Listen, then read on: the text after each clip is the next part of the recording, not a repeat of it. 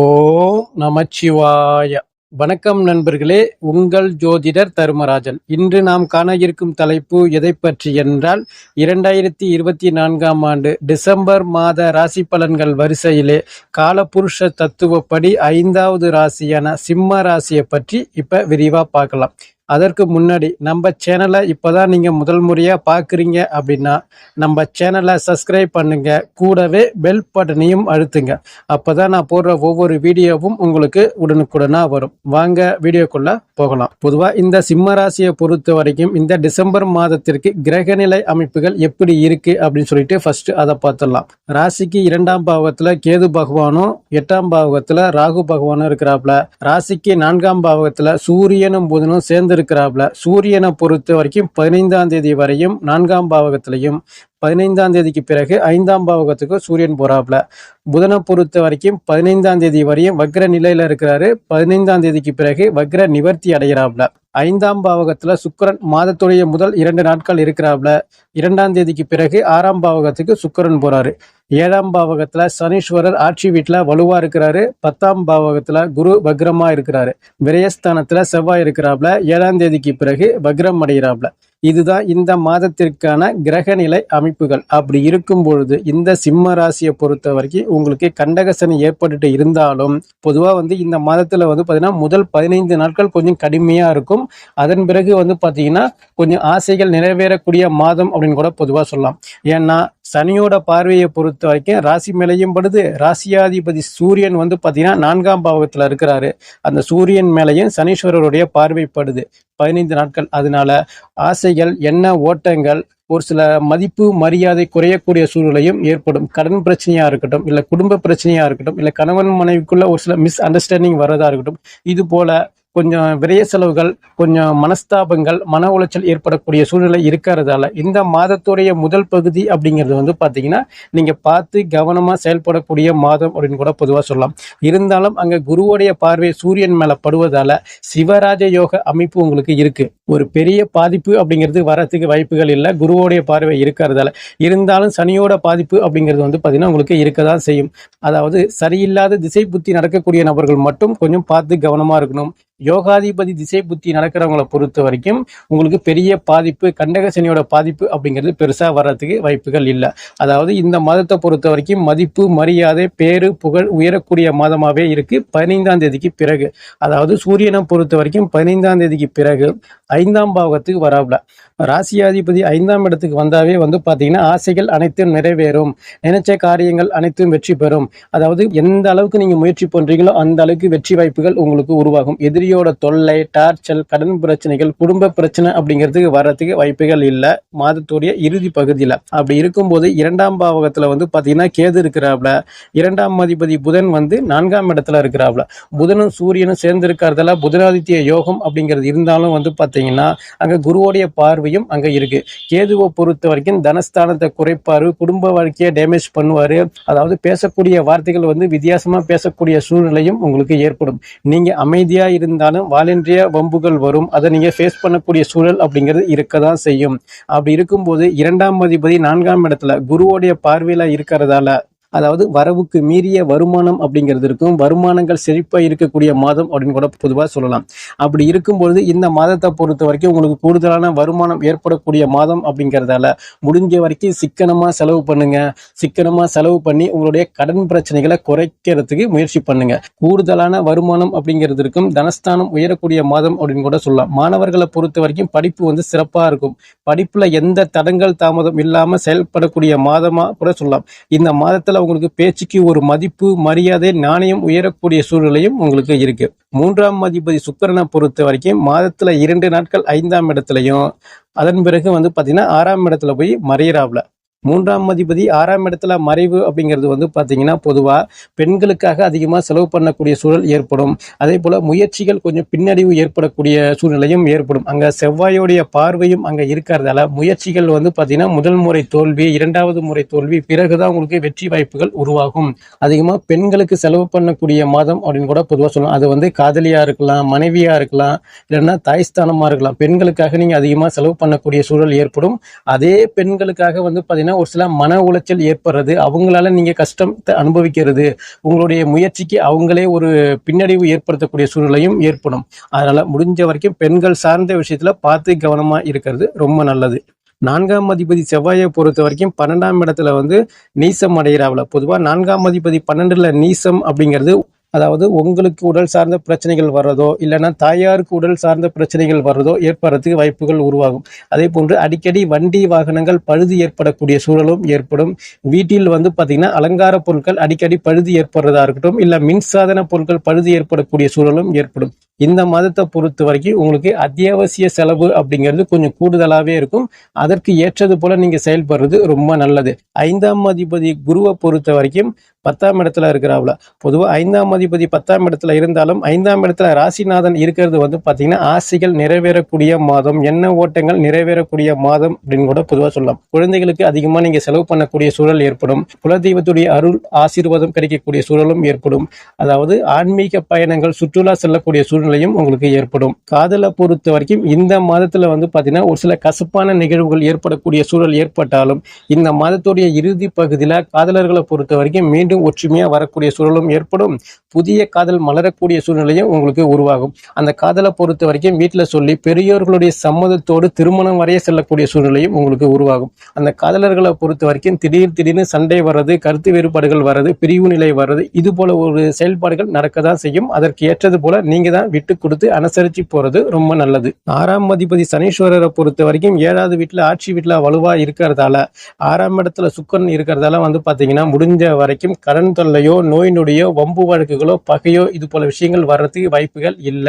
நீசம் அடைஞ்ச செவ்வாயோடைய பார்வையும் அங்க இருக்கு. சுக்கிரன் 6ஆம் இடத்துல இருக்கிறதால பெரிய ஒரு பிரச்சனை, பெரிய ஒரு மனஸ்தாபங்கள், பெரிய ஒரு இக்கட்டான சூழல் அப்படிங்கிறது இந்த மாதத்துல வர்றதுக்கு வாய்ப்புகள் இல்ல. அப்படியே வந்தால் கூட குருவோடைய பார்வை அங்க சுக்கிரன் மேல படுவதால வந்து பாத்தீங்கன்னா எந்த அளவுக்கு பிரச்சனைகள் வந்தாலும் அதை நீங்க ஃபேஸ் பண்ணக்கூடிய திறமை, அறிவு, பொருளாதார வளர்ச்சி அப்படிங்கிறது உங்களுக்கு இருக்கும்.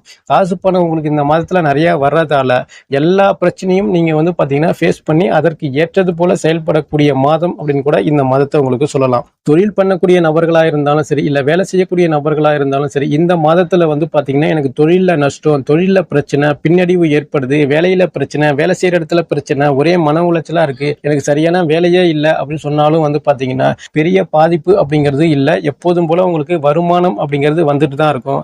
மற்ற மாதத்தை விட இந்த மாதம் கூடுதலான வருமானம் ஏற்படுறதுக்கு நிறைய வாய்ப்புகள் இருக்கு. 7ஆம் அதிபதி சனீஸ்வரரை பொறுத்த வரைக்கும் 7வது வீட்டுல ஆட்சி வீட்டுல வலுவா இருக்கிறதால, சனியோட பார்வை ராசி மேல படுவதால கண்டக சனி உங்களுக்கு ஏற்பட்டு இருந்தாலும் கணவன் மனைவிக்குள்ள ஒற்றுமை அப்படிங்கிறது ஏற்படதான் செய்யும். அதாவது சண்டை, சச்சரவு, பிரிவு நிலை, கருத்து வேறுபாடு வர்றதுக்கு அதிக வாய்ப்புகள் இல்ல. ஒற்றுமையா செயல்படுவீங்க.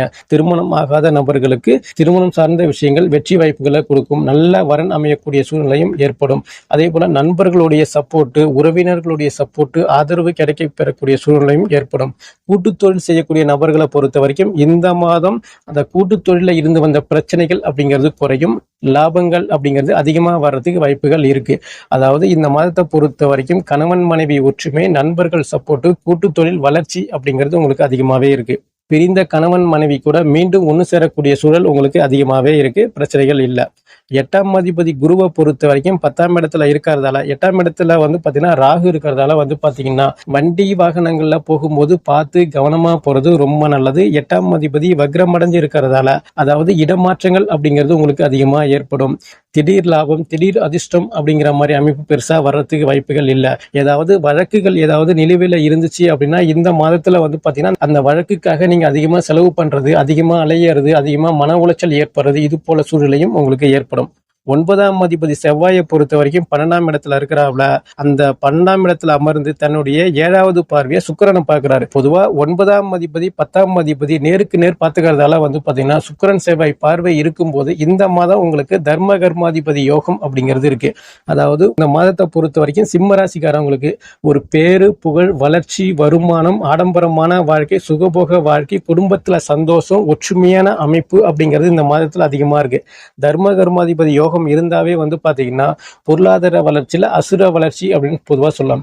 எந்த அளவுக்கு நீங்க முயற்சி பண்றீங்களோ அந்த அளவுக்கு வெற்றி வாய்ப்புகள் உருவாகும். அதாவது உங்களுடைய சுய ஜாதகத்துல தற்போது யோகாதிபதி திசை புத்தி நடக்குது அப்படின்னா இந்த மாதத்தை பொறுத்த வரைக்கும் உங்களுக்கு மறக்க முடியாத மாதம் அப்படின்னு கூட பொதுவா சொல்லலாம். அந்த அளவுக்கு லாபத்தை கொடுக்கும், அந்த அளவுக்கு நல்லது பண்ணும், அந்த அளவுக்கு பொருளாதார வளர்ச்சியில அடுத்த கட்ட நகர்வுக்கு இந்த மாதம் அடித்தளமா இட்டக்கூடிய மாதம் அப்படின்னு கூட பொதுவா சொல்லலாம். பொதுவா இந்த தர்ம கர்மாதிபதி யோகம் இருந்தாவே வாழ்க்கையில உயர்ந்த நிலைக்கு செல்லக்கூடிய சூழ்நிலை உங்களுக்கு உருவாகும். பூர்வீக சொத்து, பூர்வீக இடம், பூர்வீக சம்பந்தமான ஒரு சில பிரச்சனைகள் இருந்தாலும் அது உங்களுக்கு சாதகமான அமைப்பு ஏற்படும். அப்பாவுக்கும் உங்களுக்கும் ஒற்றுமை ஏற்படுறது இது போல சூழ்நிலை ஏற்படும். அங்க சனியோட பார்வை சூரியன் மேல பட்டாலும் 9ஆம் அதிபதி நீசம் அடைஞ்சாலும் சூரியனை பொறுத்த வரைக்கும் 15ஆம் தேதிக்கு பிறகு திரிகோணத்துல 5ஆம் இடத்துல அமர்வதால பாத்தீங்கன்னா எண்ண ஓட்டங்கள் அனைத்தும் வெற்றி பெறும், ஆசைகள் நிறைவேறக்கூடிய மாதமாவே உங்களுக்கு இருக்கு.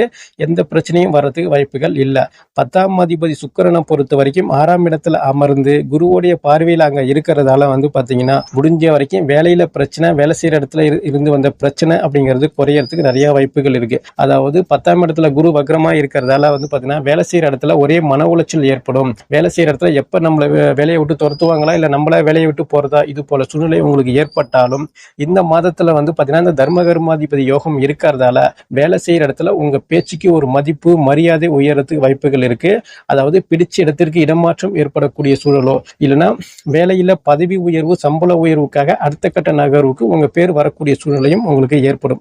அரசு பணியில் உள்ள நபர்களை பொறுத்த வரைக்கும் பிடிச்ச இடத்திற்கு கண்டிப்பா இடமாற்றம் ஏற்படுறது, சம்பள உயர்வு, பதவி உயர்வுல உங்க பேர் வர்றது இது போல சூழ்நிலையும் உங்களுக்கு ஏற்படும். தொழில் பண்ணக்கூடிய நபர்களை பொறுத்த வரைக்கும் இந்த மாதத்துல சாப்பிட நேரம் இருக்காது, தூங்க நேரம் இருக்காது, அந்த அளவுக்கு வளர்ச்சி இருக்கும், வருமானம் இருக்கும், ஓடி உழைக்கக்கூடிய சூழ்நிலை இருக்கும். மற்ற மாதத்தை விட இந்த மாதம் உங்களுக்கு வேலை பளு அப்படிங்கிறது அதிகமா இருக்கும். அந்த யோகங்கள் அமைப்பு உங்களுக்கு அதிகமா சிறப்பாகவே இருக்கு. 11ஆம் அதிபதி புதனை பொறுத்த வரைக்கும் 4ஆம் இடத்துல இருக்கிறதால குருவுடைய பார்வையில இருக்கிறதால புதனாதித்ய யோகத்துல இருக்கிறதால பாத்தீங்கன்னா 2வது திருமணத்துக்கு முயற்சி பண்ணக்கூடிய நபர்களை பொறுத்த வரைக்கும் கொஞ்சம் கூடுதலான முயற்சி பண்ணினீங்கன்னா திருமணம் சார்ந்த விஷயங்கள் வெற்றி பெறும். மூத்த சகோதர சப்போர்ட் உங்களுக்கு கிடைக்கிறதுக்கு வாய்ப்புகள் ஏற்படும். நல்ல லாபங்கள் வர்றதுக்கும் நிறைய வாய்ப்புகள் இருக்கு. அதாவது விரைய செலவுகளை கொஞ்சம் குறைப்பீங்க, லாபங்கள் அப்படிங்கிறது உருவாகும், சேமிப்பு அப்படிங்கிறது உருவாகிறதுக்கு நிறைய வாய்ப்புகள் இருக்கு. கணவன் மனைவிக்குள்ள ஒற்றுமை உயர்வு அப்படிங்கிறது உங்களுக்கு இருக்கு. பிரிந்த கணவன் மனைவி கூட மீண்டும் ஒன்னு சேரக்கூடிய சூழ்நிலை இருக்கு. 12ஆம் இடத்துல செவ்வாய் வக்ரமா இருக்கிறதால பாத்தீங்கன்னா பொதுவா இந்த மாதத்துல வேலைக்காக ஓடி உழைக்கிறது, அலைச்சல் அப்படிங்கிறது இருக்கும். சரியான டயத்துக்கு சாப்பிட முடியாது, சரியான டயத்துக்கு தூக்கம் இருக்காது, கொஞ்சம் வேலைப்பளு அப்படிங்கிறது அதிகமாவே இருக்கும்.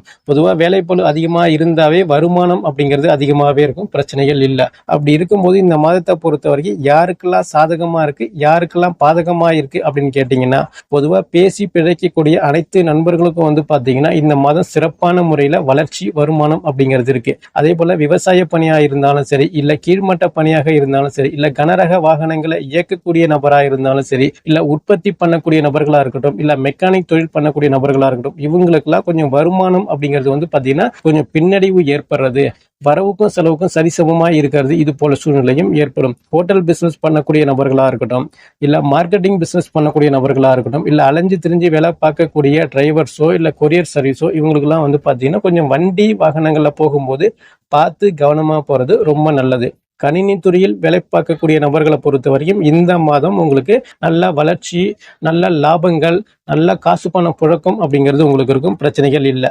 அதே போல கலைத்துறையா இருக்கட்டும், ஜவுளி கடையா இருக்கட்டும், இல்ல மீடியா துறையா இருக்கட்டும், இல்ல ஃபேன்சி ஸ்டோர் வச்சிருக்கேன் இவங்களுக்கெல்லாம் பாத்தீங்கன்னா கொஞ்சம் கூடுதலான வருமானம் அப்படிங்கிறது இருக்கு, கூடுதலான லாபம் அப்படிங்கிறது இருக்கு, குடும்ப ஒற்றுமை அப்படிங்கிறது இவங்களுக்கு இருக்கு, பிரச்சனைகள் இல்லை. அப்படி இருக்கும் பொழுது இந்த மாதத்தை பொறுத்த வரைக்கும் நீங்கள் வழிபட வேண்டிய தெய்வம் எது அப்படின்னு கேட்டீங்கன்னா பிரதோஷம் அன்று சிவாலயம் சென்று வழிபாடு பண்றது சிறப்பான பலன்களை உங்களுக்கு கொடுக்கும். அதே போன்று செவ்வாய்க்கிழமை அன்று முருகப்பெருமான் வழிபாடு பண்றது சிறப்பான பலன்களை அளிக்கும் என்று கூறி மீண்டும் அடுத்த காணொளியில் உங்களை சந்திக்கின்றேன். நன்றி, வணக்கம்.